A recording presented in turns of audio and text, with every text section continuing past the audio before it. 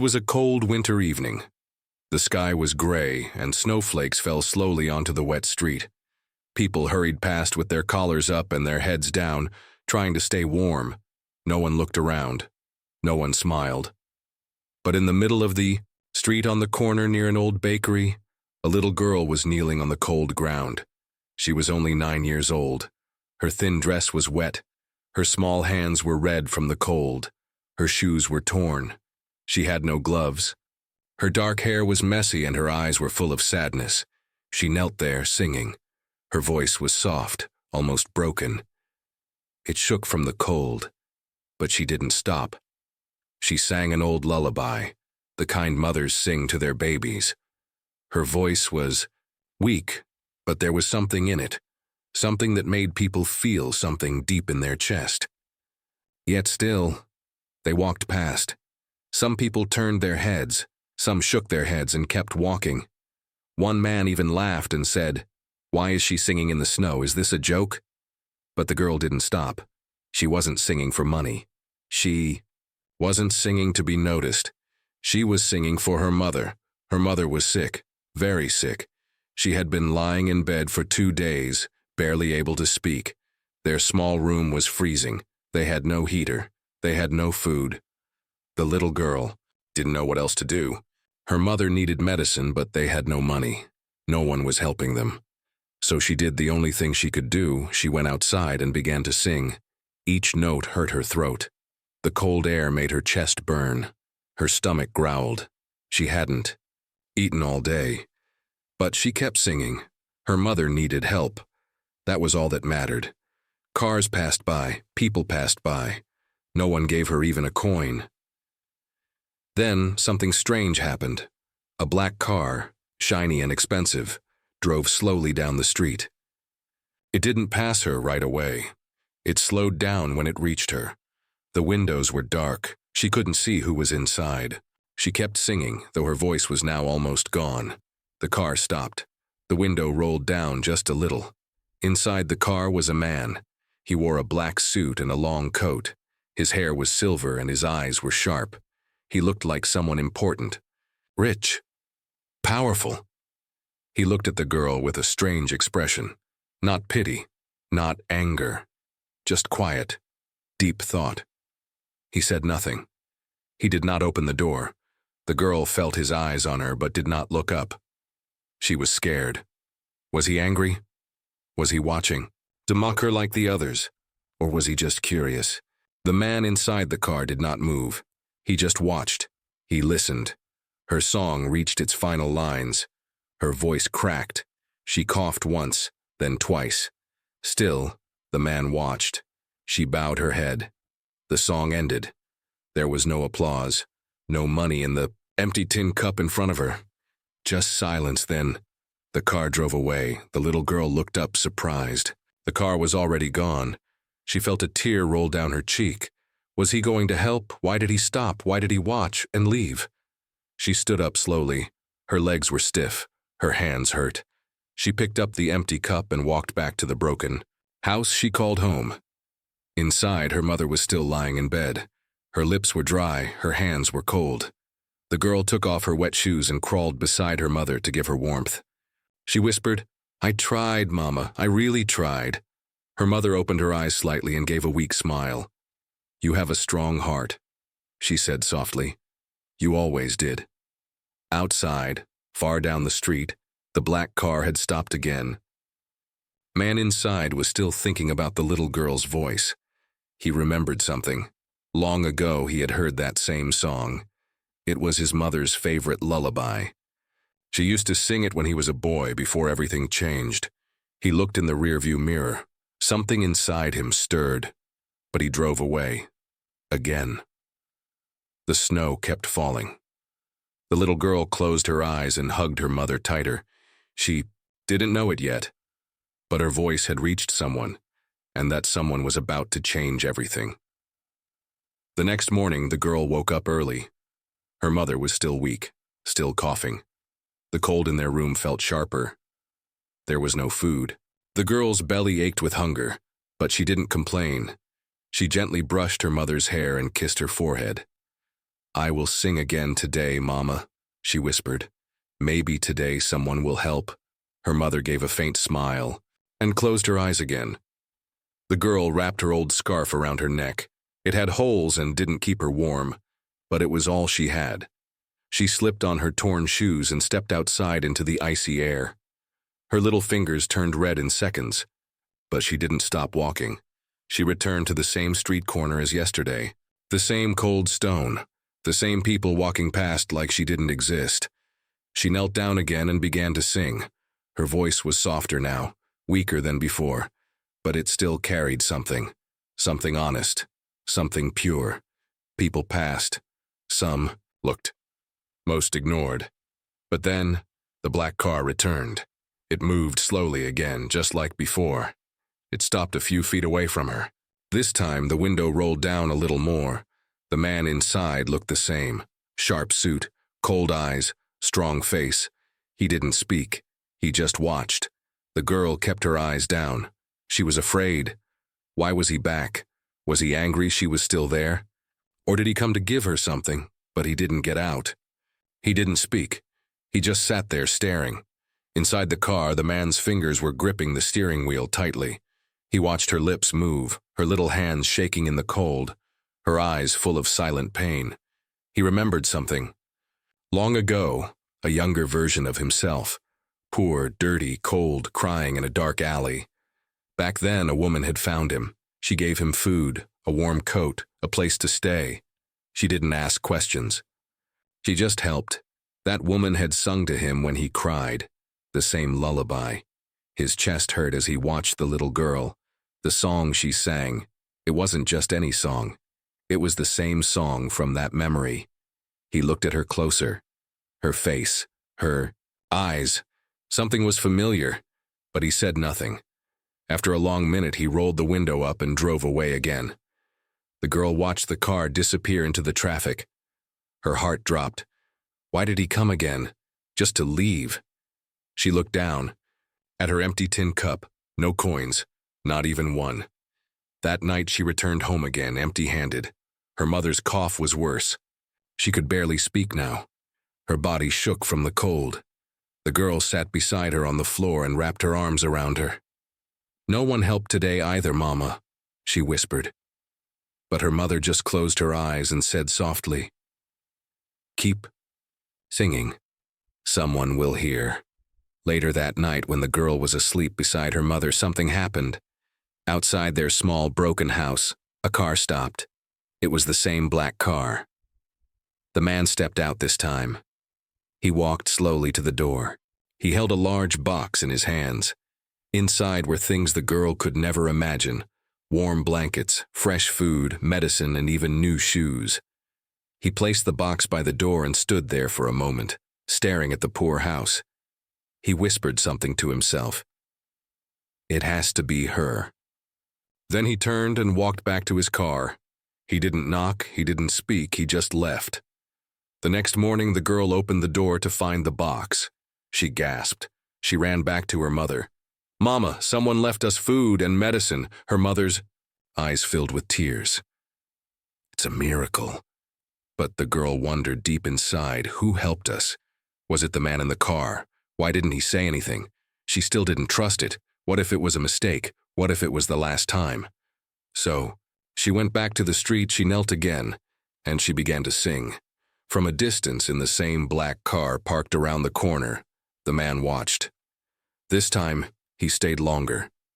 He watched the people ignore her. He watched the pain on her face, and he remembered something else, something he had forgotten for many years. He remembered the woman who saved him had a daughter, and that daughter disappeared after she died. Could it be? He looked again, his heart beat faster. He wasn't sure, not yet, but he was going to find out, and if he was right, then everything was about to change. The little girl was back on the street corner. She sang with her eyes closed, her voice soft and tired. She had been out in the cold for hours, her fingers were numb, her lips were dry. But she sang anyway. Every time a car passed, she hoped it would stop. Every time someone looked at her, she hoped they would care. But again, no one stopped. Then the sound of footsteps came from behind. She turned her head quickly. It wasn't a black car this time. It was the man. He was standing there right in front of her. The same man from the shiny car. The one who had watched her. The one who had left the box. He was tall, neatly dressed. His coat looked warm and expensive. His shoes were clean.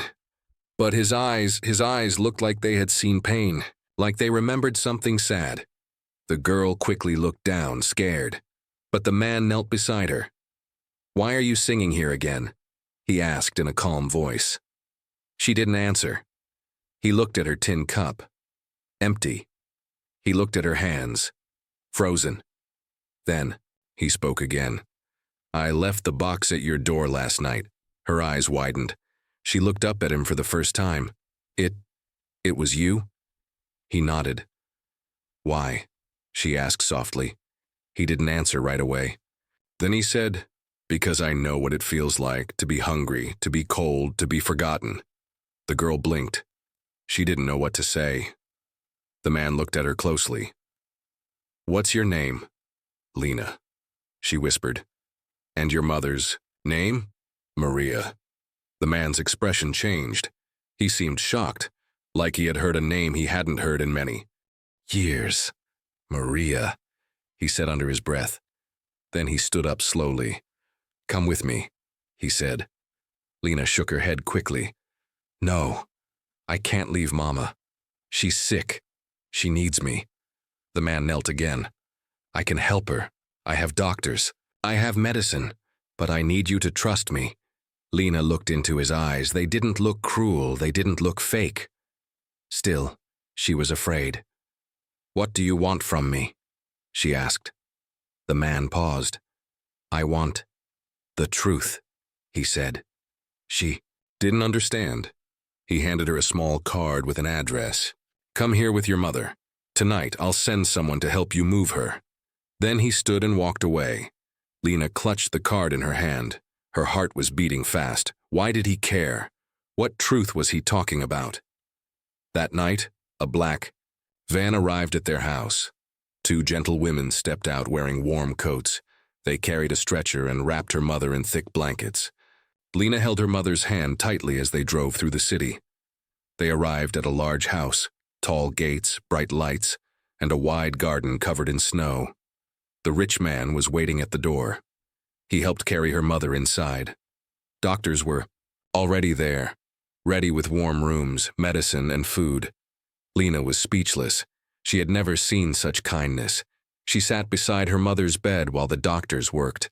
Her mother was weak, but she whispered, "Who is this man, Lena?" Lena shook her head. "I don't know, Mama, but he knew your name." Her mother's eyes widened slightly.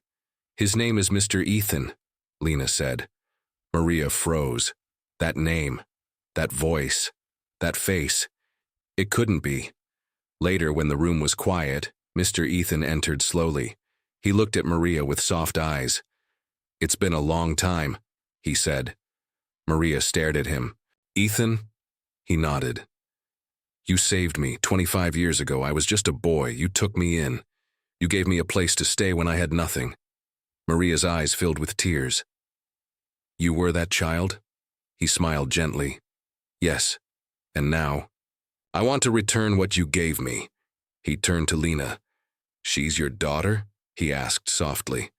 Maria nodded weakly. He turned away quickly, like he was trying to hide his emotions. "I thought I had lost everything," he said. "But maybe. This is a new beginning." Lena stood still, holding her mother's hand. Everything was happening so fast. Was this man truly here to help? Could they trust him? Why had he returned after so many years? As the snow fell quietly outside, the window, a new chapter was beginning, but questions still hung in the air. Questions that would soon lead to the truth. A truth that would change all of their lives forever. The big house was warm, filled with soft lights, thick carpets, and the smell of fresh soup. For the first time in weeks, Lena's tiny body wasn't shaking from the cold. She sat close to her mother's bed, watching her breathe calmly. The doctor had just left the room after checking her. "Your mother will recover," he had said. But slowly. She needs rest, care, and time. Lena didn't say anything. She was still trying to believe all this was real. Just yesterday, she had been singing on her knees in the freezing street. Now, she was in a mansion. Mr. Ethan hadn't spoken much after that night. He kept himself busy. He seemed thoughtful, always watching from a distance. He never smiled. He never laughed. He carried something heavy inside, something he hadn't shared yet. One morning after breakfast, a maid came to Lena. "Mr. Ethan wants to see you," she said softly. Lena followed her through the long halls. The mansion had many rooms. She saw doors she had never seen before, some locked, some open, filled with books, paintings, and memories of a rich man's life. The maid stopped near a door. "The end of a long hallway. He's waiting inside," she said. Lena walked in slowly. It was a quiet room. No gold, no bright colors. Just a small fire in the fireplace, a large desk, and many old photos on the walls.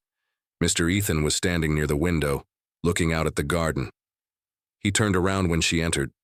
"You like the room?" he asked. She nodded shyly. He pointed to a chair. "Sit down, Lena," she did. He was silent for a moment, then he said, "This house wasn't always mine." She looked at him, confused. "It belonged to someone else first," he continued. "To a woman who saved me. Her name was Maria." Lena's eyes widened. "My mother?" He nodded. "Yes, she lived here long ago, but then something happened. She left suddenly. No one knew where she went." He walked to the bookshelf and pulled out an old photo. "This was her," he said, showing it to Lena. The woman in the photo was younger, healthier, but it was her mother. Smiling, full of life. "She looked happy," Lena whispered. "She was," Ethan said, "until one night." He paused. "What happened?" Lena asked. Ethan walked to the wall and pressed something. Click, a soft sound. Part of the wall opened. Lena's eyes widened. Behind the bookshelf was a small, hidden room. Dusty, dark, forgotten. Inside was an old suitcase. Ethan stepped in and pulled it out. "This room was hers," he said. "Your mother's. She kept something hidden here." He opened the suitcase slowly. Inside were letters, papers, photographs, and a baby blanket. Lena stepped closer. "That blanket," she said. "It looks like mine." Ethan nodded. "It is yours." Lena looked up at him. Her voice shook. "Why, was it here?" Ethan sat down beside her. "Because this house is part of your past, too," he said. "You were born here, Lena." She gasped. "But we were poor. Mama never told me."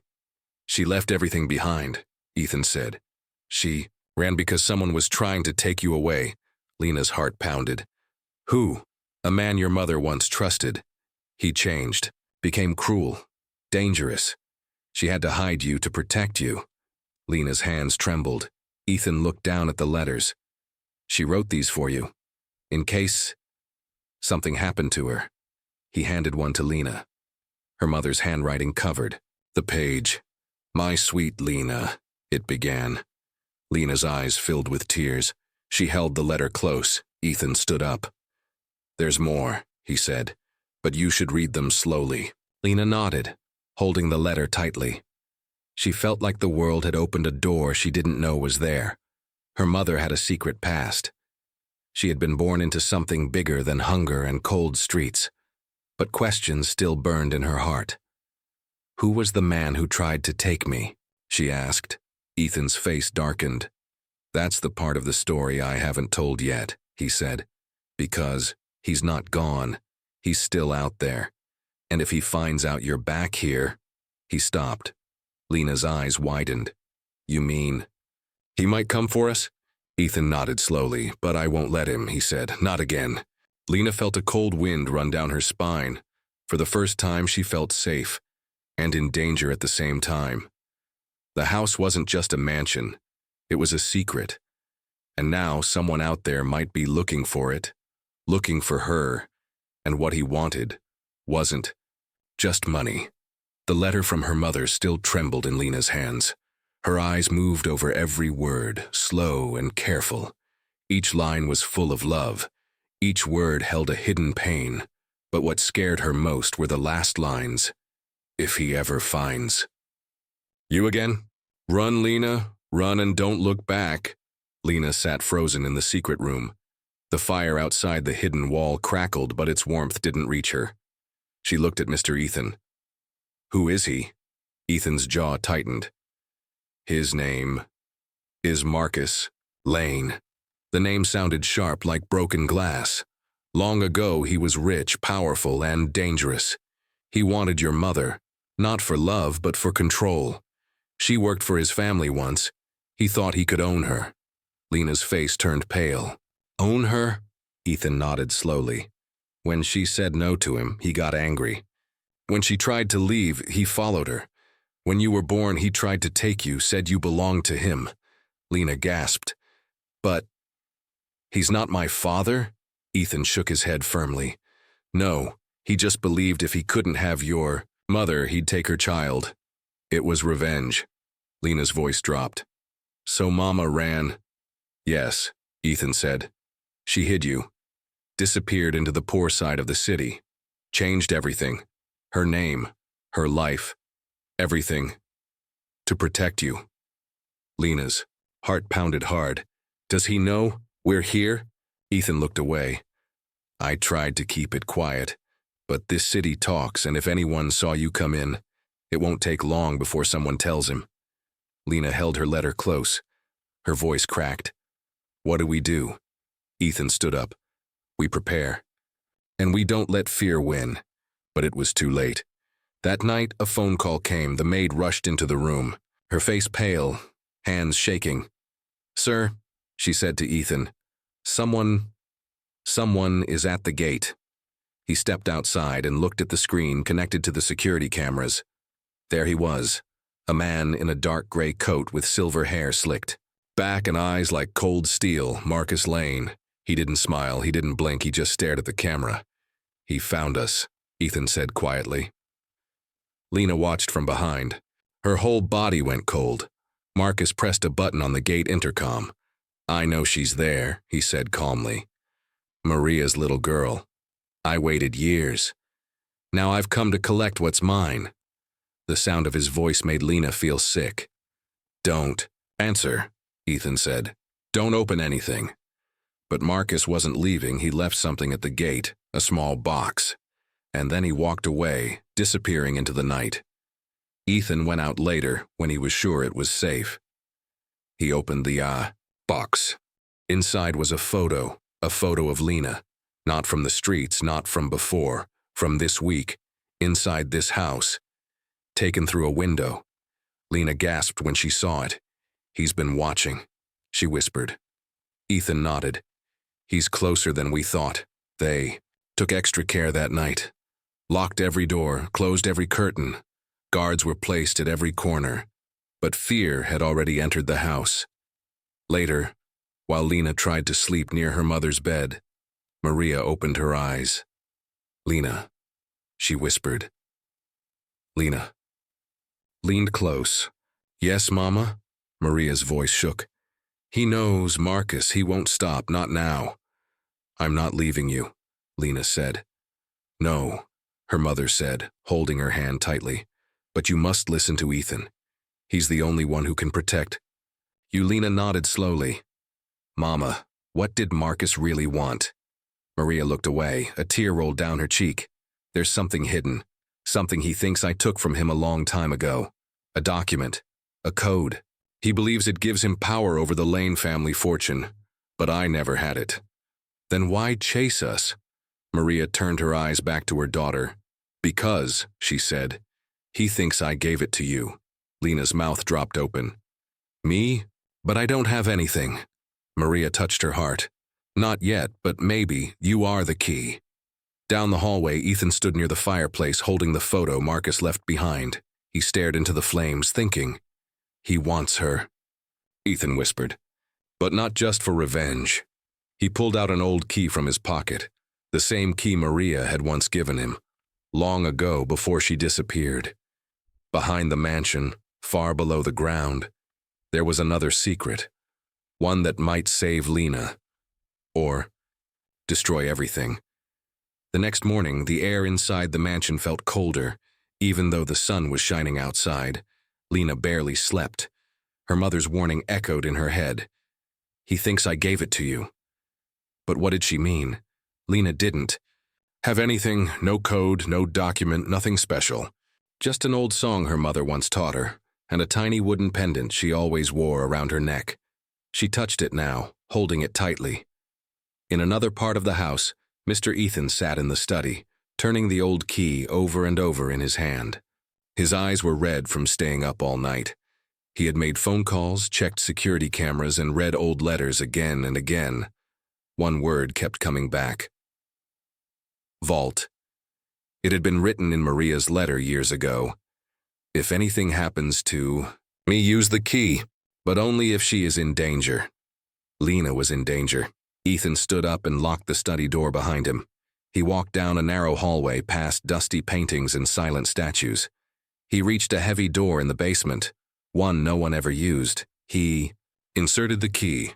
Click, a deep metal sound echoed as the door creaked open. Lena, unable to sleep, had followed the sound.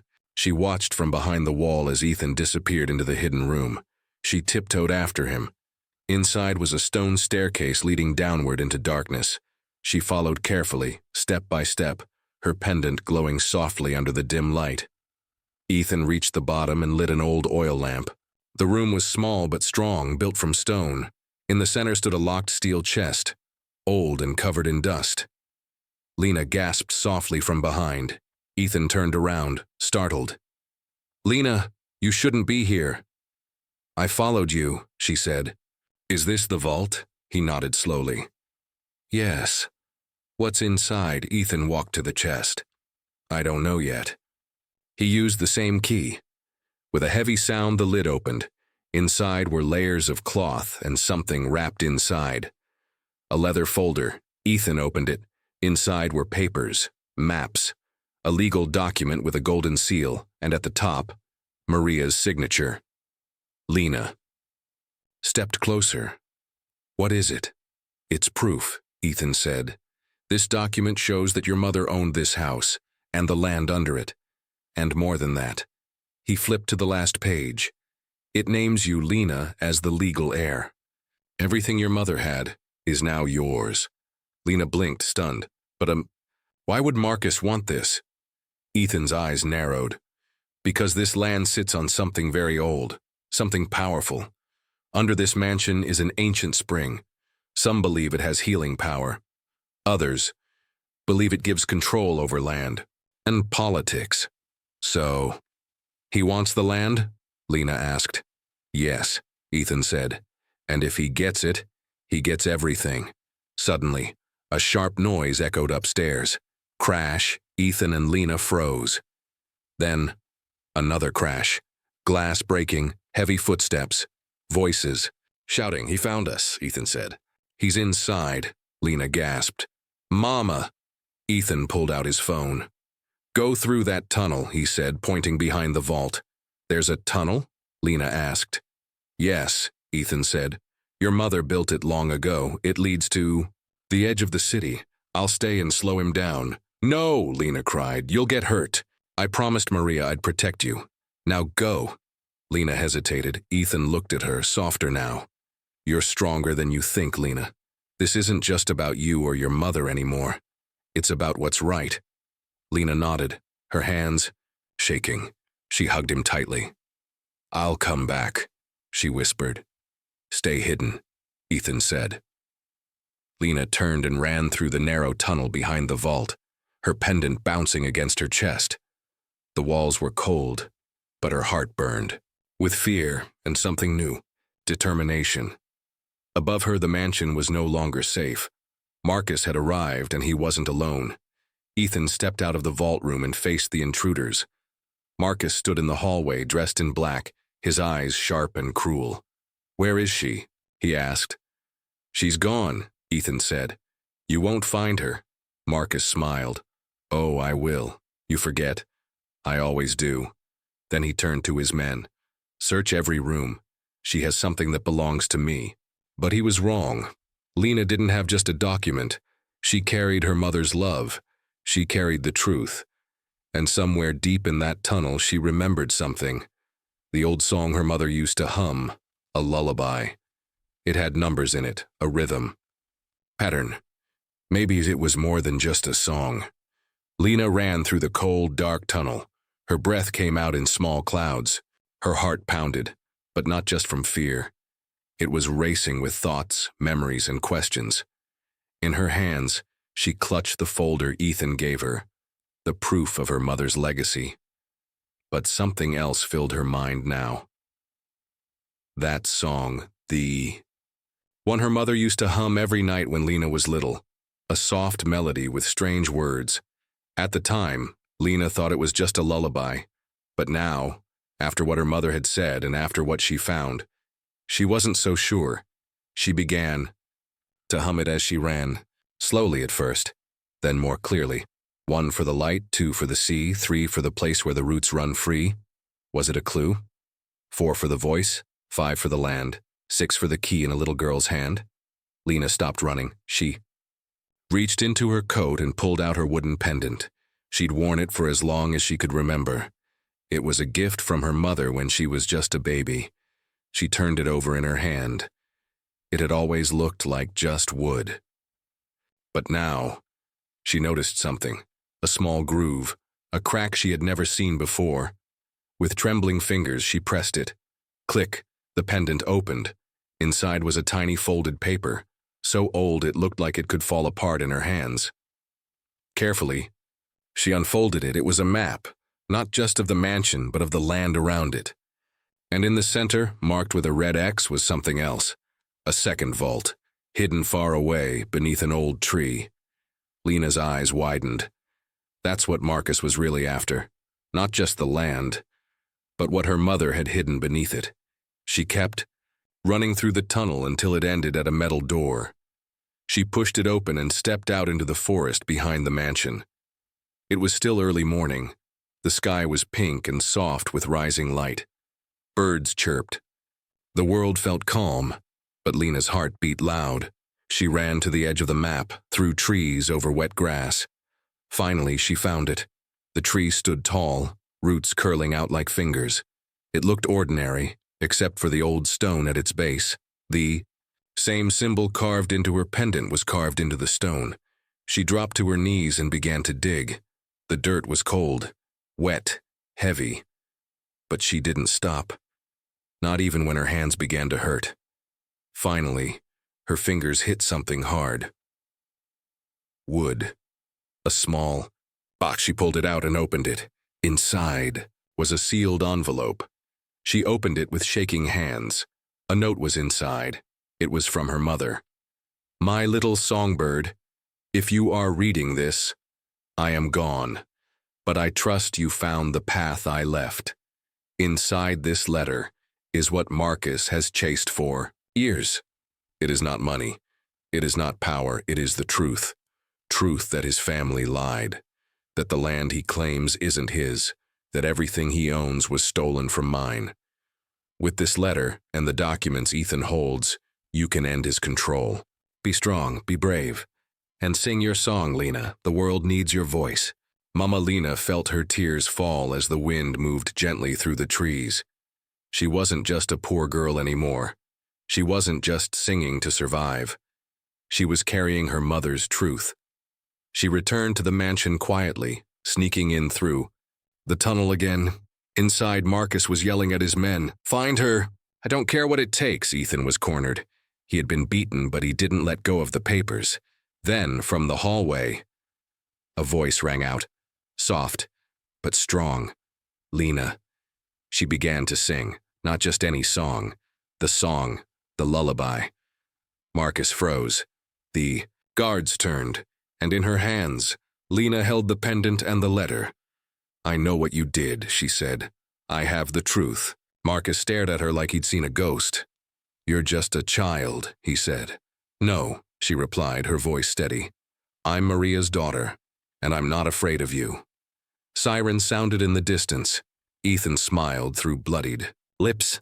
"I called the press and the police. They're coming." Marcus turned pale. "It's over," Lena said.